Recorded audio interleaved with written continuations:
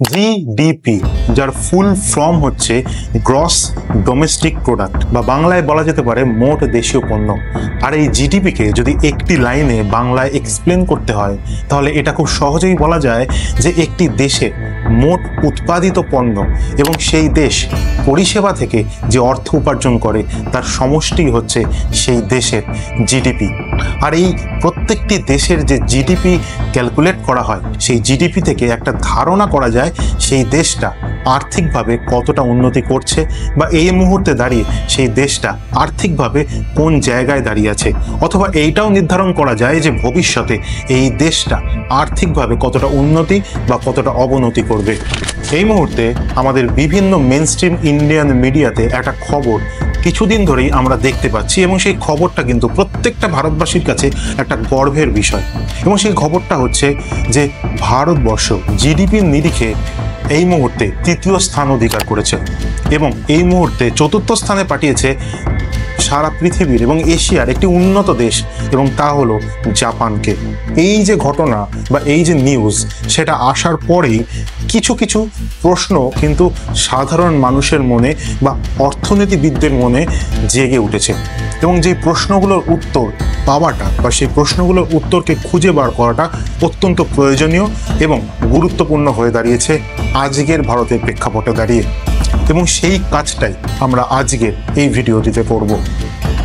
কি কি প্রশ্ন এই মুহূর্তে এই ঘটনাটি শোনার পর আমাদের সামনে উঠে এসছে, চলুন সেগুলো একবার শুনে নেওয়া যাক। প্রথম প্রশ্ন, যদি জাপানকে আমরা জিডিপির নিরিখে পেছনে ফেলে দিয়ে আসতে পারি তার মানে কি এই মুহূর্তে ভারতবর্ষ জাপানের থেকে বেশি উন্নতি সাধন করে ফেলেছে?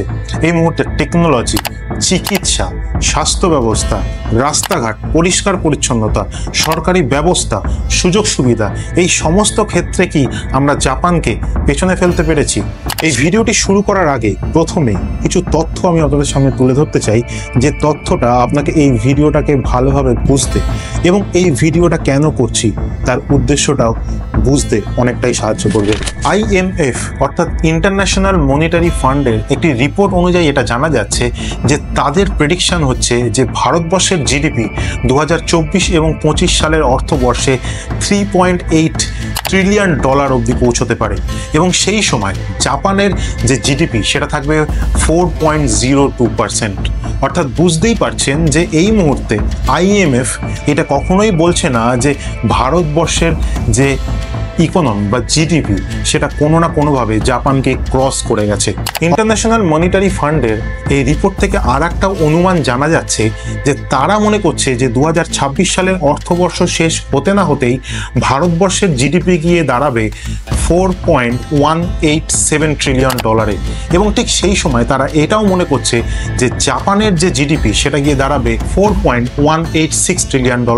অর্থাৎ সেখানে সামান্য 0.001 ট্রিলিয়ন একটা তফাৎ থাকবে। অর্থাৎ সামান্য হলেও সংখ্যার নিরিখে তারা অনুমান করছে যে 2026 সালের শেষে ভারতবর্ষের জিডিপি জাপানের জিডিপিকে কিছুটা হলেও ক্রস করতে পারবে।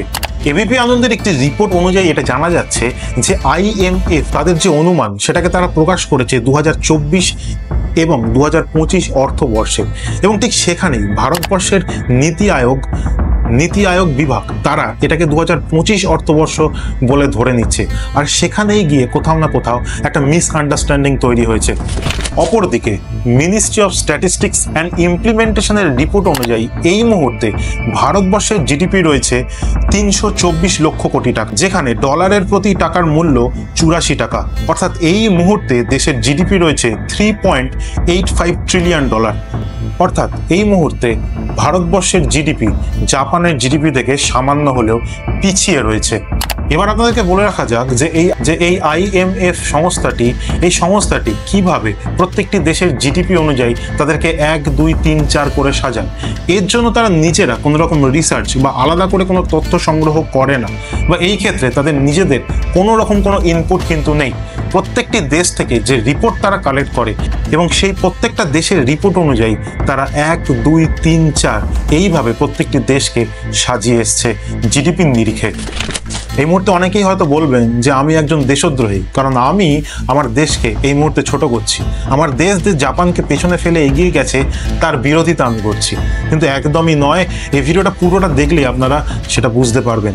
আমার দেশকে ছোট করা বা দেশকে বিরোধিতা করার উদ্দেশ্য আমার একদমই নেই, কিন্তু ফ্যাক্ট চেক করা, সত্যিটাকে জানা, বা এই মুহূর্তে জাপানের সাধারণ মানুষ এবং ভারতবর্ষের সাধারণ মানুষের জীবনযাত্রা, অর্থনীতির মধ্যে কতটা তফাৎ রয়েছে সেটা আপনাদেরকে জানানোটা খুব দরকার, এবং তাই জন্য এই ভিডিওটা বানাচ্ছি। এবার আপনাদের সামনে আর একটা তথ্য তুলে ধরবো যেটা আপনাদেরকে অবাক করবে। দেখুন, আমাদের দেশের জিডিপি শুধুমাত্র এমন একটা প্যারামিটার নয় যেটা দিয়ে সেই দেশটা সত্যি অগ্রগতি করছে কিনা, বা সেখানকার মানুষের ইনকাম বা সেখানকার মানুষের রোজগার বাড়ছে কিনা সেটা বিবেচনা করা যায় না।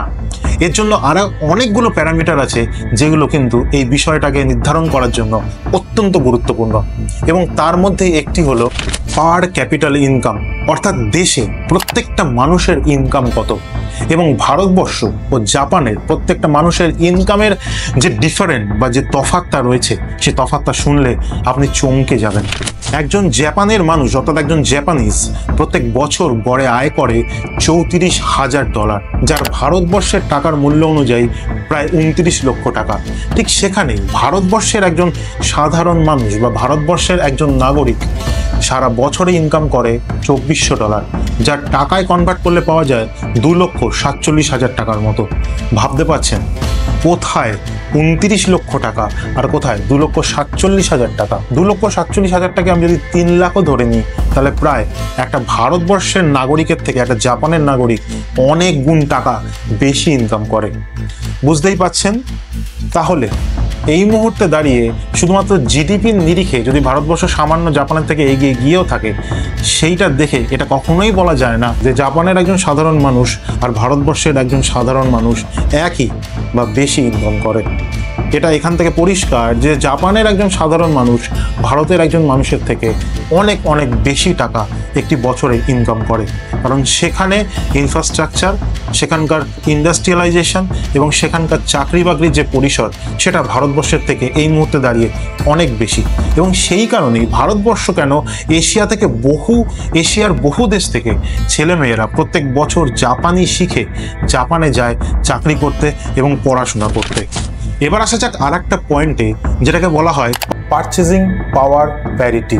এবং এই পিপিপিকে সহজ ভাষায় এক্সপ্লেন করতে গিয়ে ভারতবর্ষের সিএ নীতিন কৌশিক বলেছেন যে ভারতবর্ষের একজন মানুষ যদি 23 লক্ষ টাকা বছরে ইনকাম করে, ঠিক সেই একই মানুষ আমেরিকাতে তাকে ইনকাম করতে হবে প্রায় 80 লক্ষ টাকা। এবার এই পিপিপির হিসেবটা কিভাবে হয় চলুন সহজ ভাষায় আপনাদেরকে বুঝিয়ে দিই। এই বার্গার বা যে কোনো একটি প্রোডাক্ট যার দাম ভারতবর্ষে 100 টাকা এবং সেটাই যদি আমেরিকাতে দাম হয় 20 টাকা, তাহলে সেই পিপিপির অনুপাত হবে 100/20, অর্থাৎ ইউএসএতে খরচ করা প্রত্যেকটি ডলারের জন্য ভারতবর্ষে খরচ হবে মাত্র 5 টাকা। তবে এই সবের মধ্যে একটা ভালো খবর এই যে ভারতবর্ষের পার ক্যাপিটাল ইনকাম, যেটা আপনাদেরকে একটু আগেই বললাম, সেটা কিন্তু ইউএসএর থেকেও বেশি হারে বৃদ্ধি পাচ্ছে। অর্থাৎ এটা অনুমান করাই যেতে পারে যে আগামী দিনে আমরা কোথাও না কোথাও এই পার ক্যাপিটাল ইনকামের যে নিরিখ, যেটাতে ভারতবর্ষ অনেকটাই পেছনে রয়েছে, সেইটা কিন্তু আমরা কাটিয়ে উঠতে পারবো। দেখুন, তর্কের খাতিরে যদি আমরা এটা ধরেও নিই যে ভারতবর্ষ এই মুহূর্তে জিডিপিতে 3 নম্বর জায়গায় রয়েছে এবং তার আগে রয়েছে ইউএসএ, চায়না এবং জার্মানি। আচ্ছা, তাহলে কি এই 3টে দেশ শুধুমাত্র ধনী দেশ রয়েছে?